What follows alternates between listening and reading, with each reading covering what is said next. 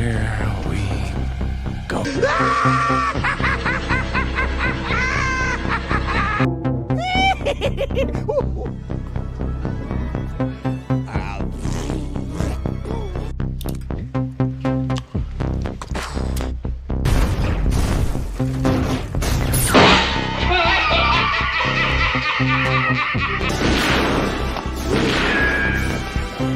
Is like gravity.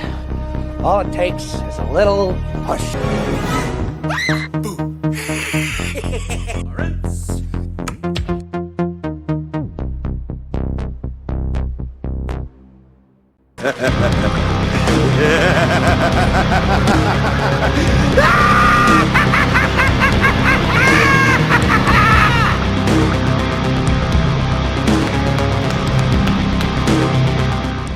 What's up, guys? How you doing? Welcome back to the channel. So glad you stopped by.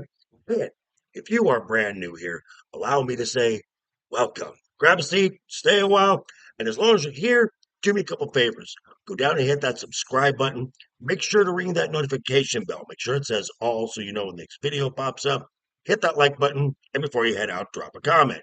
And if you're of the 800 plus regulars here, welcome back for another round. As you also hit that like button. And before you leave, drop a comment, because we all know that YouTube does love those comments. And of course, as always, share this video with your friends on all social media. My socials, Instagram, X, are down below in the description, along with a link to that fabulous Joker Boys merch store. Shout out again to the wonderful Jacob Ironside for the thumbnail for this video.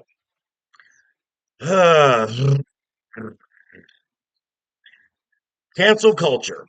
A bunch of blue-haired land whales, male feminists who have nothing to do but spend all day on social media and complain. Whether someone has said the wrong thing or dares to think outside of what these losers, which is what they are, losers, deem is socially acceptable. Now, we've seen it in the pop culture genre space for quite some time, a few years, matter of fact, and now it's becoming more and more prevalent as it is rearing its septum-pierced face within the IWC. And as always, apparently, not even members of the protected communities are immune from this mob. So, let's take a look. Here we go. Here we go. So let's start with the most recent target of the X/Twitter mob, and that is the former Women's United States champion, Chelsea Green. Someone who, if you follow her on social media, you can clearly tell leans to the political left. Yet last Friday on SmackDown, she did something absolutely unspeakable. So, what crime against humanity did she commit, you may ask? She and Tiffany Stratton did a meme where they copied this, the Sophie Cunningham point right before their match where they teamed with Charlotte versus Jade Cargill, BFAB, and Michin. For this offense, those online said that Chelsea Green is clearly MAGA and absolute, in their words, trash. You can't be serious.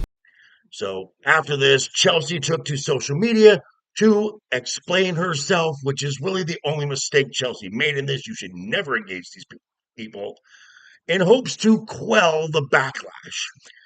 But these harpies only got worse to the point to where Chelsea has deactivated her personal X account. All for a meme, for something silly. Chelsea Green did nothing wrong. That's a fact. Now, another part of the IWC one has to deal with are the stands, the White Knights, who will defend their favorite, most likely female talent to absolutely no end. And one of the most vicious that even I've had to deal with as a fan of this person 2 years ago in a video I did are the Liv Morgan fans. Now, at a Euro house show, there was a fatal four-way match, and there was a botched spot between Liv and the current Women's Intercontinental Champion, Sol Ruca. Admittedly, the spot did look a bit scary as Liv had to remove herself from the match. She didn't factor into the decision, so the match could continue.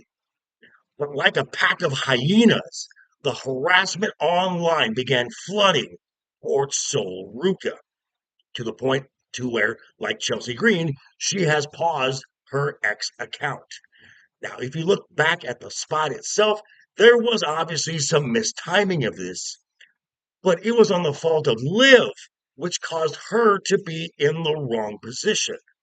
Just like Chelsea Green, Sol Ruca did nothing wrong. That is true. Now, another woman to experience this was Piper Niven, only she got it from an even more vicious group of these rabid losers, and those are the ones who will glaze Jade Cargill. Now, at the Night of Champions Premium Live event, in a match between Tiffany Stratton and Jade Cargill, Jade executed a black hole slam.